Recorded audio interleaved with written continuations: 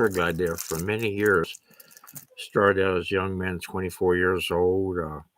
Had to overcome being afraid to get in front of people and talk. And you had to drive the bus, dodge traffic, and sometimes with a hand microphone or a boom microphone.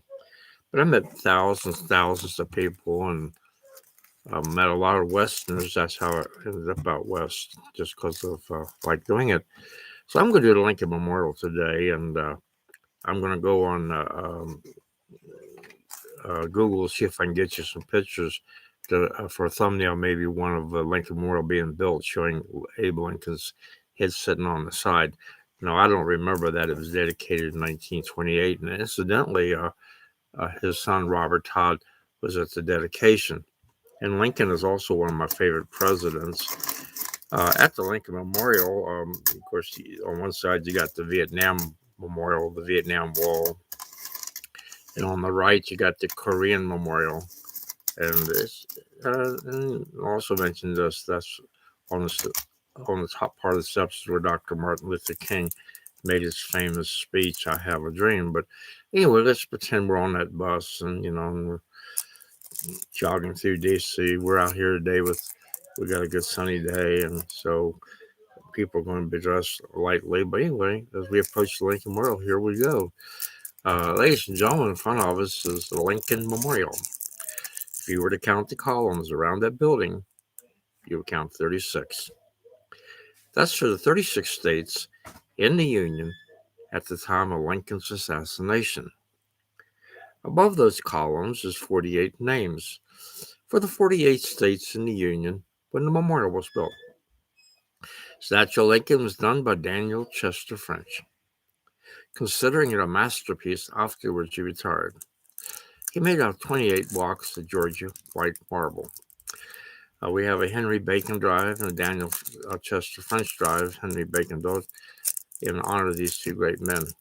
When you get up inside the Lincoln Memorial, you will see the statue of Abe Lincoln sitting in a chair, 19 foot tall. But if you could stand him up, he'd be 28 foot tall.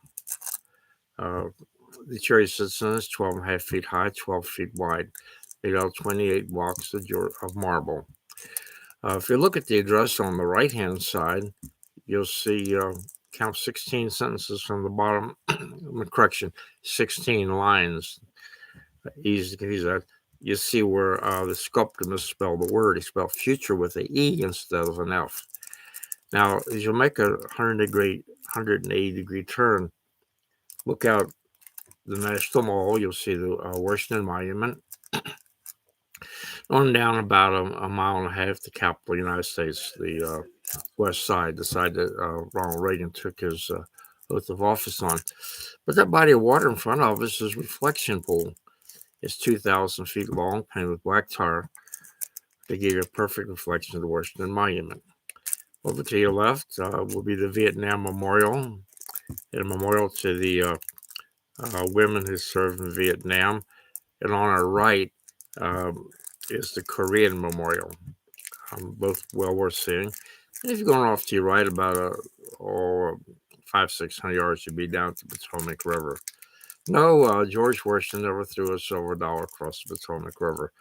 A doctor wrote the first book, wanted to give, we had no mythology, and that's what he come up for the kids. They didn't have silver dollars in those days, so he didn't throw. If he threw his money across anything, it would have been the Rappahannock River in Fredericksburg, Virginia. That's his boyhood home. He was born in Westmoreland County, down by the bay in Virginia. But if he threw a silver dollar or a coin across anything, he would own the property when he got across. So that never happened, but it's a great story. Okay, I hope you enjoyed the tour. We'll do another one. I think the next one I'll probably do will be on the National Archives.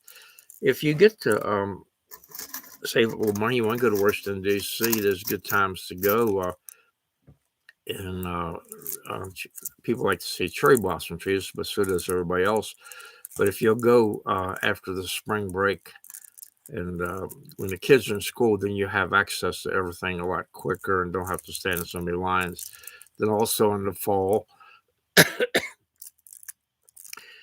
after kids go back to school, it's a good time to get there. And don't forget, even in the middle of winter, we have a lot of warm days up there, a lot of rain, unfortunately. Okay, so the next time out, saying goodbye and have a nice day.